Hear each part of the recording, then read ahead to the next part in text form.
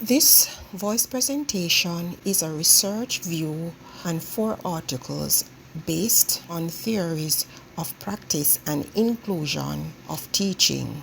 According to UNICEF, inclusive education is the most effective way to give all students a fair chance to go to school and learn and develop the skills they need to strive. Hence, there are articles that is written to support these theories of practice and inclusion in teaching. I will now present my finding on 4 articles.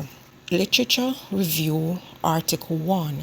Inclusion is the process of accommodation of children with diversity needs.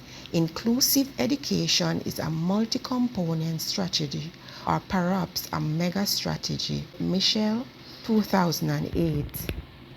In an article, Issues of Inclusive Education, Some Aspect to be Considered, Solvi Manvo, F. 2015. Examine issues that are affecting inclusive education, such as stereotyping and interrogation of children with disability into mainstream school.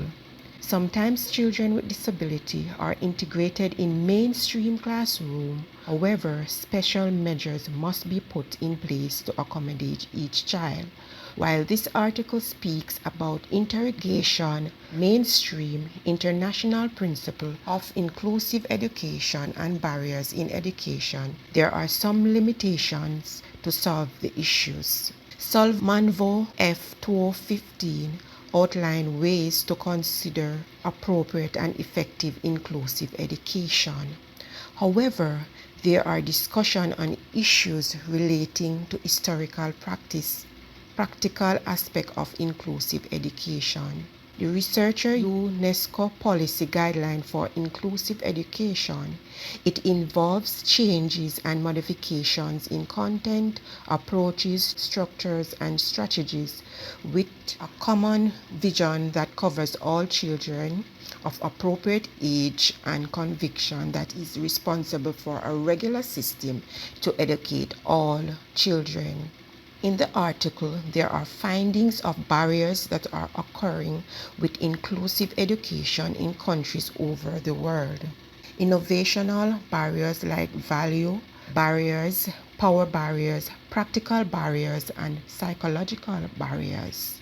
However, Solly Manvo F. 2015 did not provide sufficient information about the main stakeholders, such as the Ministry of Education, and how they would implement programs that eliminate these barriers.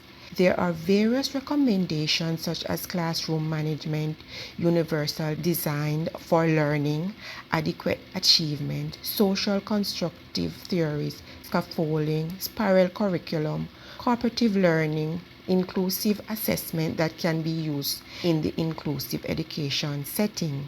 This will accommodate the needs for children that have special needs. Also, there was the UNESCO policy guideline for inclusive education. This will help schools to have an inclusive school by catering for every gender, nationality, and different culture and disability. This article focused on inclusive education needs in regular educational setting and issues that might affect transformation of school. However, further research on inclusive education practice can be done. Recommendations can be also made on how to tackle issues that might arise when implementing policy and guidelines for inclusive education. I will now look at Article 2.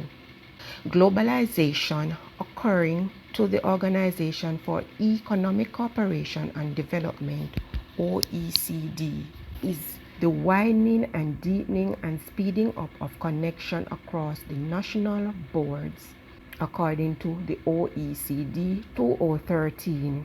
Hence, migration often led to wider cultural and linguistic diversity in educational system.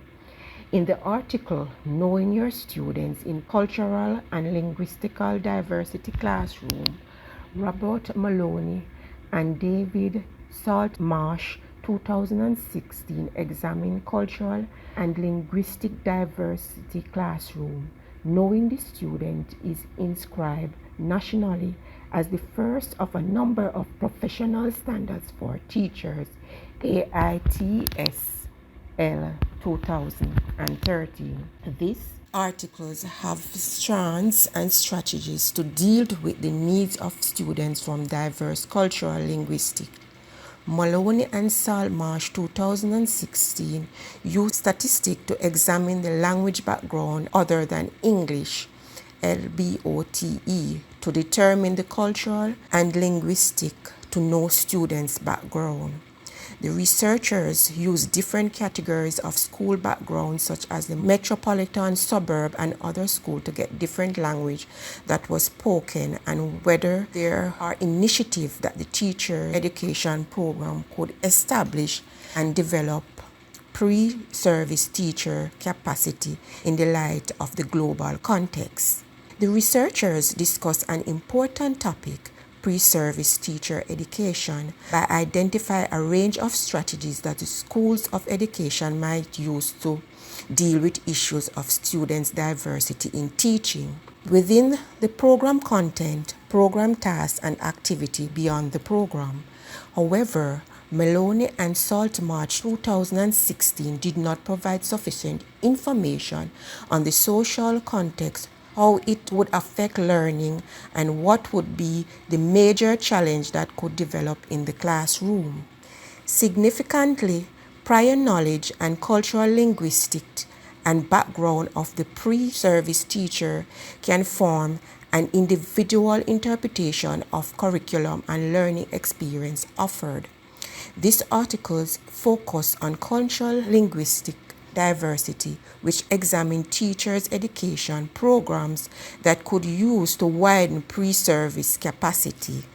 I will now move on to article number 3. There are many theories regarding how to address the issue of inclusive education worldwide.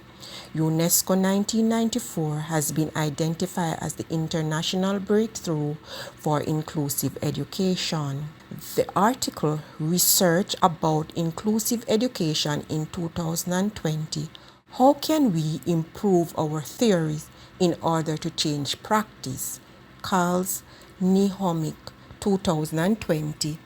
Examining theories of limited scope and more surrounding theories that have developed for inclusive education. While this article produced ideas on theories of how inclusive education at the school system level and classroom level can be developed, there are limitations on using the case study approach to justify the theory. Carls Nihomic 2020 used case studies for schools and classrooms to examine can be benefit from both the schools and teacher. The researchers used 2 case studies from Sweden to see the potential for the theory development, how it is utilized and could be developed. Carls Nihomic realized that the theory is not removed from practice but is part of the practice. The researcher discussed raising the achievement through inclusion, where schools are able to make changes such as in the leadership style, individually adoption system, and homework assistant. However, it is not clear of the measures that were put in place to achieve the inclusiveness of the school environment. The lack of details will not allow other schools to adopt the program. This article focused on case study, whether on the system, school, or classroom level. However, it did not give adequate details on how changes can be made to improve the theories in order to change the practice. The use of one case study also limited the research. Article 4. Inclusive education is usually considered to be a multidimensional idea that includes the celebration and valuing of differences and diversity, consideration of human rights, social justice, equality issues, as well as social model of disability and social model of education.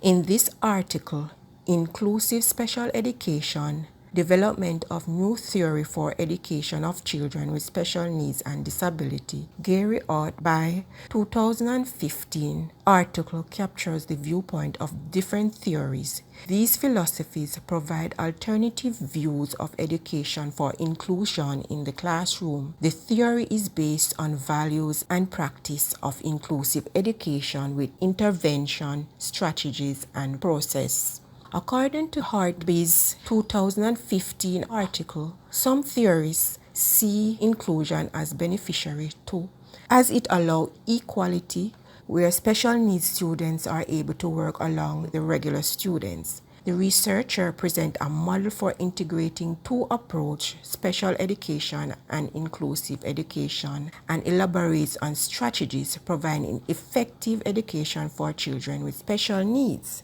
The researcher defined the characteristics of inclusive education. However, no characteristics was outlined for special education. Therefore, the education professionals, along with parents, might not get the full understanding of special education. Hartby 2015 gives good theoretical views on philosophy, policy, and practice on inclusive special education. However, there is some confusion between the inclusive and special education. There needs to be more clarity between the two terms.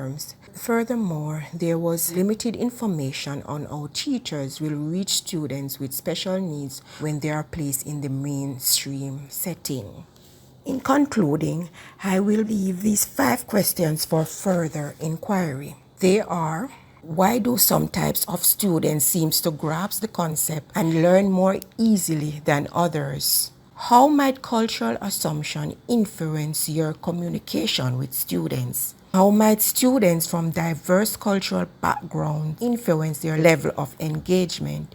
In what way can the curriculum and teaching redesign to encourage full participation for all types of students? Do you see the need for differentiative activity when planning for students?